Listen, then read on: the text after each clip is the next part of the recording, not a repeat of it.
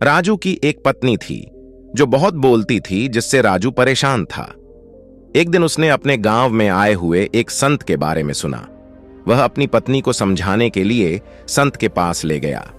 राजू ने संत से कहा, हे गुरुवर, कृपया आप मेरी पत्नी को समझाइए।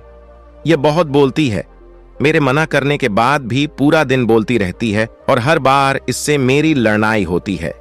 संत मुस्कुराए और बोले, मैं तुम्हें एक कहानी के जरिए समझाता हूं। मेरे गुरु का एक शिष्य था जो बहुत बोलता था। वह हर समय इधर उधर की बातें करता था और कभी शांत नहीं रहता था। जब वह भिक्षा लेने के लिए जाता तो हर घर से एक नई कहानी लेकर आता और आश्रम के सभी शिष्यों को सुनाता था। एक शिष्य की दूसरे शिष्य से बुराई करता, चुगली करता और दूसरों के सामने अच्छा बनने का प्रयास करता। वह हमेशा खुद को गुरु के सामने सबसे बुद्धिमान और उत्तम साबित करने का प्रयास करता और खुद को सभी शिष्यों से अलग और श्रेष्ठ मानता था। उसका कहना था कि मैं एक अमीर घर का बालक हूं, लेकिन मैंने सभी सुविधाओं को छोड़कर यहां आने का चयन किया क्योंकि मुझे खुद को जानना है, जीवन को जानना है। एक दिन गुरु ने आश्रम के सभी शिष्यों को बुलाकर कहा, आप सभी को अगले 1 महीने के लिए कोई न कोई संकल्प लेना होगा। इससे आपकी संकल्प शक्ति मजबूत होगी और आप में आत्मशक्ति का संचार होगा। आप सभी अपने सामर्थ्य के अनुसार कोई भी संकल्प ले सकते हैं और यदि 1 महीने से पहले आप में से जिसका भी संकल्प टूट जाएगा तो वह अपनी पुरानी दिनचर्या में वापस आ सकता है। सभी शिष्यों ने अपनी शक्ति के अनुसार संकल्प लिए और गुरु को अपने अपने संकल्प के बारे में बताकर वहां से चले गए। लेकिन वह एक ऐसा शिष्य जो खुद को विशेष बनाना चाहता था, सीधे गुरु की कुटिया में पहुंचा और बोला, मैं कोई छोटा मोटा संकल्प नहीं लेना चाहता, बल्कि मैं खुद की तरह एक महान संकल्प लेना चाहता हूं। कृपया बताएं, मुझे कौन कौन सा संकल्प लेना चाहिए? गुरु ने मुस्कुराकर कहा, क्या तुम मेरे द्वारा दिए गए संकल्प को पूरा कर पाओगे? शायद नहीं, वह तुम्हारे लिए संभव नहीं है। तुम उसे पूरा नहीं कर पाओगे, इसलिए तुम्हें अपना संकल्प चुनना होगा। शिष्य ने जवाब दिया, नहीं गुरुदेव, आप जो भी संकल्प देंगे मैं उसे पूरा करूंगा। गुरु ने कहा, ठीक है, तो तुम अगले 1 महीने तक चुप रहो, मुंह से एक शब्द भी नहीं बोलोगे। शिष्य ने समझा कि यह आसान है और वह यह संकल्प लेने के लिए तैयार हो गया। लेकिन दिन बीतते जा रहे थे और उसका चुप रहना भारी होने लगा। उसका मन बोलने का बोझ से सहा नहीं जा रहा था। वह गुरु के पास गया और लिखकर बताया, गुरुदेव, मैं बोलना चाहता हूं, बिना बोले मुझे सांस नहीं आ रही, मेरा दम घुटता जा रहा है, मैं अंदर ही अंदर पागल हो रहा हूं, मैं क्या करूं? संकल्प तो डद्दू क्या? गुरु ने मुस्कुराया और कहा, जो अपने संकल्प को पूरा करता है वह अपनी आंतरिक शक्ति को बढ़ाता है, और जो अपनी आंतरिक शक्ति को बढ़ा लेता है वह समाज और जागरूकता की ओर बढ़ता है। संकल्प लेना तुम्हारे हाथ में है और उसे तोड़ना भी तुम्हारे हाथ में है। तुम्हारे बहुत से भाई अपने संकल्प को तोड़कर अपनी पुरानी दिनचर्या पर वापस आ चुके हैं। अगर तुमसे नहीं हो पा रहा है तो तुम भी संकल्प तोड़कर अपनी पुरानी दिनचर्या पर वापस जा सकते हो। लेकिन याद रहे, आज तुम इस छोटे से संकल्प को नहीं संभाल पा रहे हो तो तुम अपनी बाकी की पूरी जिंदगी को कैसे संभाल सकोगे? बाकी फैसला पूरी तरह से तुम्हारे हाथों में है। गुरु की यह बात उस शिष्य के दिल में चोट कर गए। वो बिना कुछ बोले वहां से वापस चला गया और खुद को अपनी कुटिया में बंद कर वह केवल अपने जरूरी कामों के लिए ही कुटिया से बाहर निकलता। बाकी सारे समय कुटिया के अंदर ही बैठा रहा। 15 दिन बीत चुके थे और आश्रम के लगभग सभी शिष्यों का संकल्प अब तक टूट चुका था, लेकिन उसका संकल्प अभी भी जारी था। संकल्प लेने के बाद से अब तक उसने एक शब्द भी नहीं बोला। सारा आश्रम हैरान था कि इतना बोलने वाला इंसान चुप कैसे है। 15 दिन बीतने के बाद वह दोबारा अपने गुरु के पास गया और लिख कर बताया, गुरुदेव, मैं बाहर से तो चुप हूं, लेकिन मेरे भीतर बहुत सी आवाजें हैं, बहुत सी चीख पुकार और शिकायतें हैं। मैं अंदर ही अंदर बात करता रहता हूं। मेरा मन तरह तरह के प्रश्न पूछता है। मैं बाहर से जितना मौन हूं, भीतर से उतना ही शोर शराबे से भरा हूं। क्या इस तरह से मेरा संकल्प अभी भी है? गुरु ने कहा, हां, तुम्हारा संकल्प अभी भी जारी है, लेकिन जब तक लोगों की ये आवाजें तुम्हारे कानों में पड्डाती रहेगी, तुम्हारा मन बोलता रहेगा, क्योंकि इसे तो आदत है। तुम भले ही बाहर से चुप रहो, लेकिन तुम अंदर ही अंदर बोलते रहोगे। तुम्हें इन बातों से, इन आवाजों से दूर जाना चाहिए। शिष्य गुरु को प्रणाम कर वहां से चला जाता है और सुबह होते ही अपनी कुटिया छोड़ जंगल की तरफ चला जाता है। कई दिन बीत जाते हैं, संकल्प का समय भी पूरा हो जाता है, लेकिन शिष्य लौटकर नहीं आया। आश्रम में सभी को डर था कि कहीं जंगली जानवर ने उसे अपना शिकार ना बना लिया हो। इस बीच उसे ढूंढने की बहुत कोशिश की गई, लेकिन वह कहीं नहीं मिला। गुरु भाइयों ने मान लिया था कि जंगली जानवरों ने उसे अपना शिकार बना लिया है, लेकिन गुरु को ऐसा नहीं लगता था।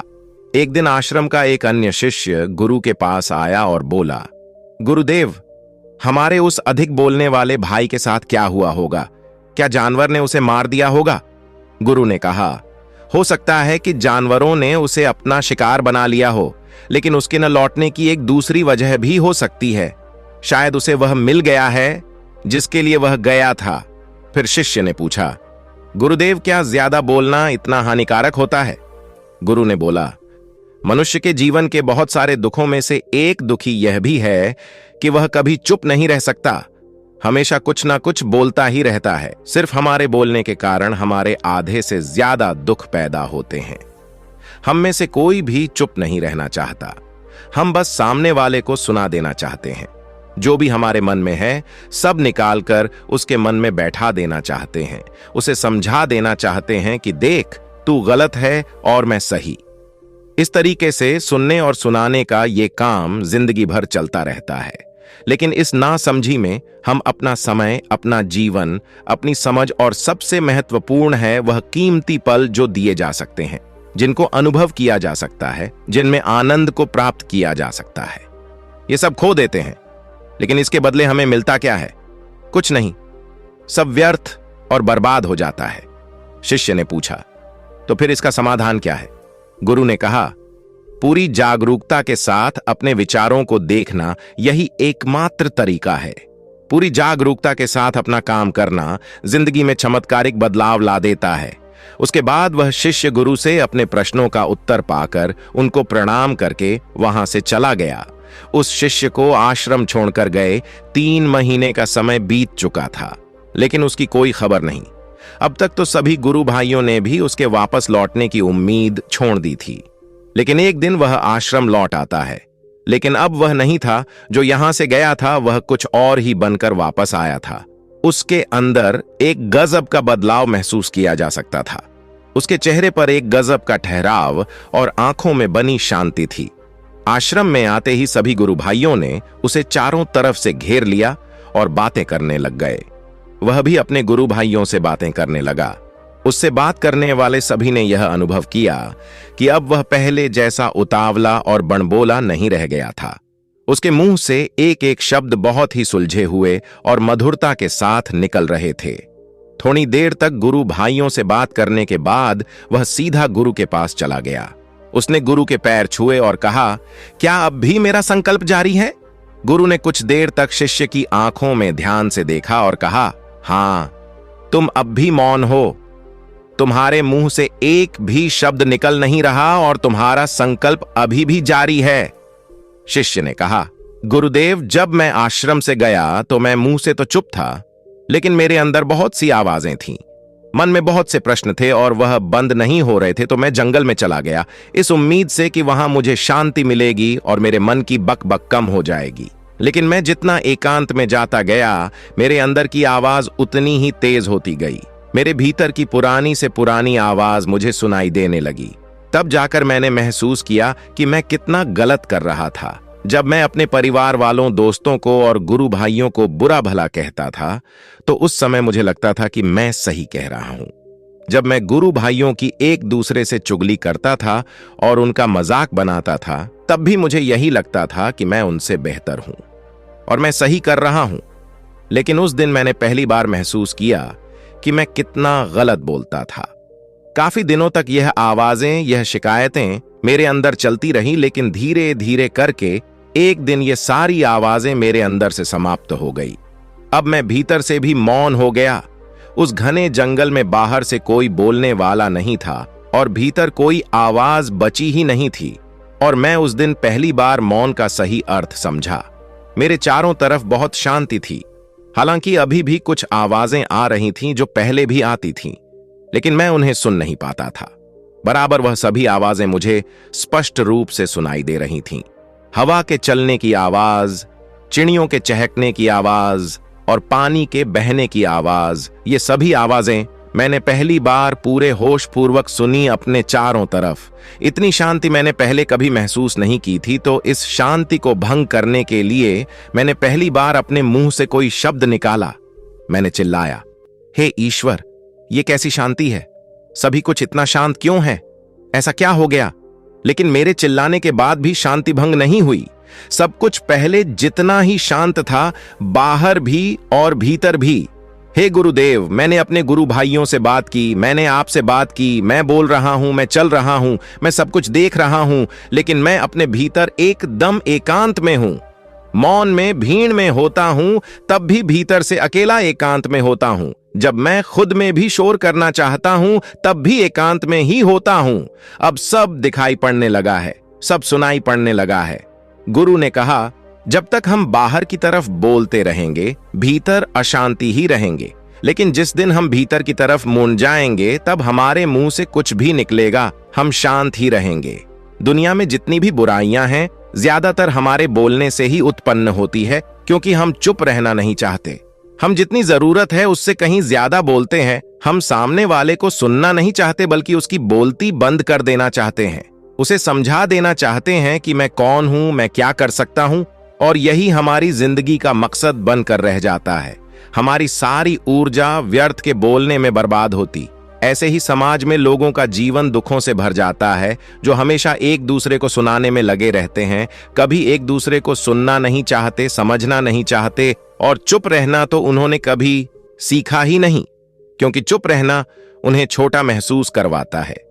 दुनिया की सभी लड़ाइयों का कारण हमारा बोलना ही है।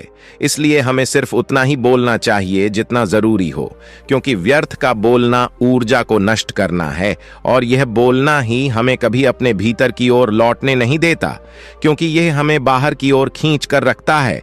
और बाहर है ही क्या इस संसार के अलावा?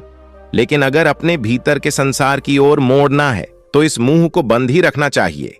इसीलिए जितने भी आत्मज्ञानी हुए, वह सभी एकांत की ओर भागे, ताकि उन्हें ज्यादा ना बोलना पड़े, ज्यादा सुनना ना पड़े। वह एकांत में रहें और शांत रहें। इसीलिए आसानी से भीतर की यात्रा कर पाए। लेकिन अगर कोई चाहे तो इस संसार में रहकर भी एकांत में रह सकता है, शांत रह सकता है। लेकिन इसके लिए उन्हें अपनी ऊर्जा बचानी होगी, जिससे वह अब तक अपने व्यर्थ के शब्दों में बर्बाद कर रहे थे। दोस्तों, इस कहानी की सीख यही है कि व्यर्थ का बोलना ऊर्जा को नष्ट करना है। ज्यादा और व्यर्थ बोलना ही हमें अपने भीतर की ओर लौटने नहीं देता, क्योंकि यह हमें बाहर की ओर झुकाए रखता है। जिन्हें भीतर की यात्रा करनी है, उन्हें अपने मुंह को बंद ही रखना चाहिए। तो दोस्तों, उम्मीद है कि आपको इस वीडियो से कुछ अच्छा सीखने को मिला होगा। इसलिए अगर वीडियो पसंद आया हो तो वीडियो को लाइक करके चैनल को सब्सक्राइब कर लीजिएगा, ताकि हमारे सभी अच्छे वीडियो आप तक तुरंत पहुंचे।